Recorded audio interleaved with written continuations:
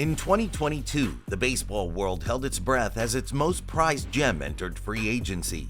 Dennis Eckersley, the legendary pitcher who had turned broadcaster, bid farewell to the game of baseball again. But this time, it felt like a permanent farewell. For over 2 decades, Eckersley's voice echoed across the airwaves, both nationally and locally. Most notably, he graced the booth for the Boston Red Sox during this period, painting vivid pictures with his colorful commentary. A walking encyclopedia of baseball history, Eck brought games to life with every call. He didn't hold back. His honesty is as refreshing as it is captivating. But after over half a century in and around the majors, he felt the time was right to turn the page to the next chapter of his life.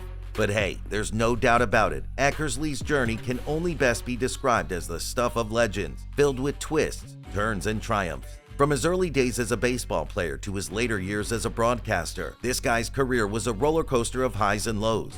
But just like he was known to do on the mound, the legend found his stride and redefined the game as one of baseball's most captivating figures ever.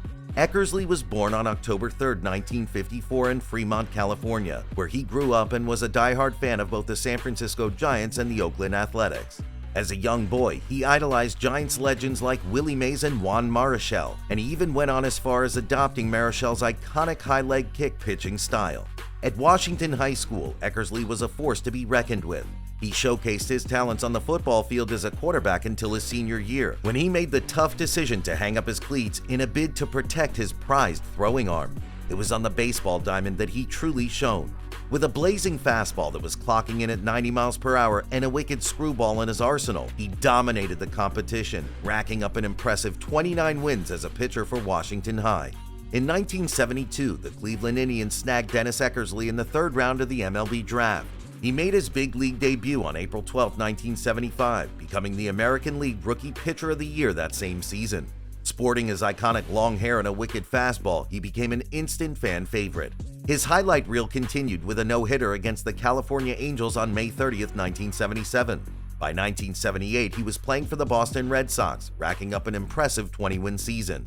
But like any roller coaster ride, Eck's career had its ups and downs. Sadly, his fastball lost its edge during his time with the Red Sox, but fortunately he found redemption when he developed a killer slider. Little did he know that the best was yet to come. Eckersley's journey took an unexpected turn around 1987, making both a pivotal moment in his baseball career and his personal life. It was in this period that the Oakland Athletics acquired him from the Chicago Cubs in the last week of spring training in 1987. And at that point, neither party foresaw the transformative role he would soon play as a premier reliever in baseball. But there was more to Eckersley's story than meets the eye, because behind the scenes, he was undergoing a profound personal transformation. So, it happened that after facing personal demons following the 1986 season, Eckersley embarked on a journey of self-discovery. As the Oakland Athletics scouted for better starting pitching depth, they stumbled upon an unexpected gem, which happened to come in the form of a revitalized Dennis Eckersley.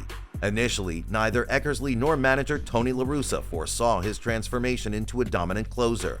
However, fate seemed to have unraveled in its own grand plan when an injury sidelined Jay Howell, prompting a pivotal shift in Eckersley's role for the team. Over the next 2 years, Eckersley emerged as a saving grace for the A's as he tallied an impressive 78 saves, which was a truly remarkable feat considering his lengthy tenure as a frontline starter in the majors. While his vulnerability against left-handed hitters raised eyebrows, there was no denying that this transition breathed new life into Eckersley's career, offering both an extended tenure in the game and a fresh perspective on his approach to baseball. He would soon emerge as a dominant closer in the league, notching a league-leading 45 saves in 1988 and becoming the most feared arm on the mound. However, it was his performance in the 1989 World Series that sealed his legendary status as he helped the A's sweep the San Francisco Giants. From 1988 to 1992, Eckersley was untouchable, securing the American League MVP and Cy Young Award in 1992 with a jaw-dropping 51 saves. However, as most, if not all, great stories go, his numbers began to slip after that 92 season. In 1992, Eckersley solidified his status as a baseball legend by clinching both the American League Cy Young and Most Valuable Player awards. His stellar performance that year included a remarkable record of 7-1, accompanied by an astounding 51 saves and a minuscule 1.91 ERA. Yet, astonishingly, this wasn't even Eckersley's crowning achievement. In 1990, he had showcased his mastery with an unbelievable 0.61 ERA, boasting more saves, 48, than base runners allowed, 45. With an impressive tally of 73 strikeouts and a mere 4 walks, Eckersley's dominance knew no bounds. And now that we think about it, much of this legend's success as a closer stemmed from his rigorous conditioning regimen, impeccable control, and deceptive delivery. Hitters found themselves befuddled by his wild leg kick and slingshot sidearm motion, especially when facing him only once per game. Eckersley's illustrious career, which culminated in 390 saves and placed him at third all-time, was instrumental in propelling the Oakland Athletics to 4 division titles, 3 American League pennants, and the coveted 1989 World Series championship during his 5-year tenure. But in the midst of all these, he had so many troubles to contend with, especially in his life outside the field.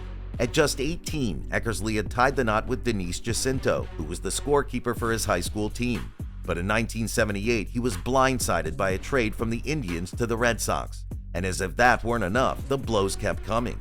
A phone call home revealed another shocking piece of news. His wife, Denise, wanted a divorce. Plus, to compound the whole heartache, the player discovered that Denise had been involved romantically with none other than Rick Manning, a fellow teammate from Cleveland whom Eckersley had regarded as a trusted friend. But that's not even all of it, because the ultimate betrayal unfolded when Denise eventually tied the knot with Manning, leaving Eckersley reeling from the devastating turn of events. Reports even suggested that his trade to the Red Sox was orchestrated to alleviate tensions between the player and his wife at the point. But thankfully, Eckersley would soon respond on the field with a stellar season, delivering a 20-8 record. However, he still had personal problems. The legend's second marriage to Nancy faced strains too, with his frequent nights alone in Chicago fueling a dangerous escalation of his drinking habits. A time even came when his daughter Mandy witnessed her father drunk for the first time, and it was at this point that Eckersley decided to confront his demons and seek help in rehab. But then, there was still trouble ahead. Amidst his struggles, tragedy struck again with the arrest of his brother Wally on charges of kidnapping, robbery, and attempted murder. Wally's battle with alcohol culminated in a harrowing incident, resulting in a severe sentence that cast a shadow over the Eckersley family. Even after retirement from baseball, Eckersley's challenges persisted, with the dissolution of his marriage to Nancy and concerns about the health of his children Jake and Allie further adding to his burdens. From 1988, when he assumed the role of the primary closer for the Oakland Athletics, Eckersley showcased an unparalleled mastery of control on the mound. Throughout 337 innings, he issued just 34 walks, intentionally walking 8 batters and averaging a mere 0.91 walks per 9 innings. Worthy of note too is that during the 1989 and 1990 seasons combined, he allowed only 7 walks. Plus, in a staggering display of precision, Eckersley went on an astounding 52 innings from August 1989 to June 1990 without yielding a single walk, even though he faced 186 batters during that period. Eckersley's dominance didn't stop at control alone. Throughout those 337 innings, he maintained a remarkable ERA of 1.90, while tallying an impressive 350 strikeouts and conceding only 230 hits. To put these fantastic stats into better perspective, consider Sandy Koufax's legendary 1963 season, where he captured both the Cy Young and MVP awards. Koufax boasted strikingly similar statistics, including 311 innings pitched, a 1.88 ERA, 306 strikeouts, just 58 walks, and a mere 214 hits surrendered. So when the 1988 World Series started with the Dodgers facing off against the Athletics, everyone knew what was coming. Eckersley was going to dictate play. Game 1 was a roller coaster of unexpected turns, and as the game unfolded, an unsuspecting twist emerged. Kirk Gibson, who was nursing injuries in the clubhouse, suddenly became the underdog hero in waiting. Gibson, watching the game on TV during his therapy, saw an opportunity to turn the tide. So, with a single-run lead and 2 outs, Eckersley faced pinch hitter Kirk Gibson. Sensing an opportunity, Dodgers manager Tommy Lasorda had Davis steal second, hoping to give Gibson a chance to tie the game with a base hit. With the count full and Davis on second, Gibson stepped up to the plate, carrying with him a crucial piece of advice from Dodger scout Mel Didier. So, as Eckersley delivered a backdoor slider, Gibson's instincts kicked in, and he swung with everything he had left. The crack of the bat echoed through the stadium as the ball sailed over the right field fence. Despite his injuries, Gibson powered through the bases, fueling the frenzy of his teammates and the crowd.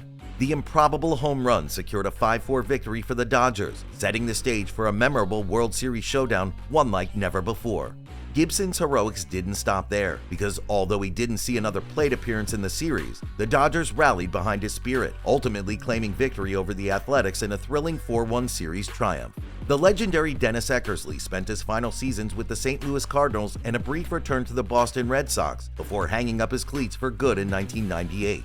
Reflecting on his illustrious career, Eckersley himself once remarked, "I had a good run. I had some magic that was with me for a long time." And indeed, he did have it, a magic that baseball fans will never forget. In 1999, Dennis Eckersley was honored among baseball's elite, ranking 98th on the Sporting News' list of the 100 greatest baseball players. And his legacy only grew from there, as he was also named to the prestigious Major League Baseball All-Century team. A crowning achievement came in 2004 when he was elected to the Baseball Hall of Fame in his very first year of eligibility, earning an impressive 83.2% of the votes. The Oakland Athletics further immortalized him by retiring his uniform number 43 on August 13, 2005. Transitioning from the diamond to the broadcast booth, Eckersley joined the Boston Red Sox on NESN in 2002. While there, he quickly became a fan favorite with his easygoing demeanor and colorful commentary spawning the Ectionary to decode his on-air quips. His versatility also shone through as he joined TBS as a studio analyst from 2008 to 2012, before transitioning to the broadcast booth in 2013, calling Sunday games and delivering postseason insights.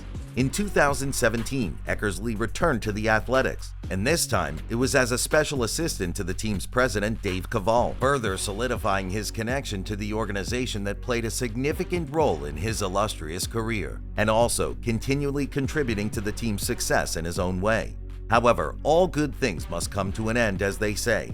So after years of entertaining and informing baseball fans, Dennis Eckersley finally announced his retirement from NESN on August 8, 2022. He'd enjoyed one of the best careers anyone could ever wish for, both as a player and as a commentator, with many beautiful memories etched in the annals of the game forever. Truly, there will never be another Dennis Eckersley.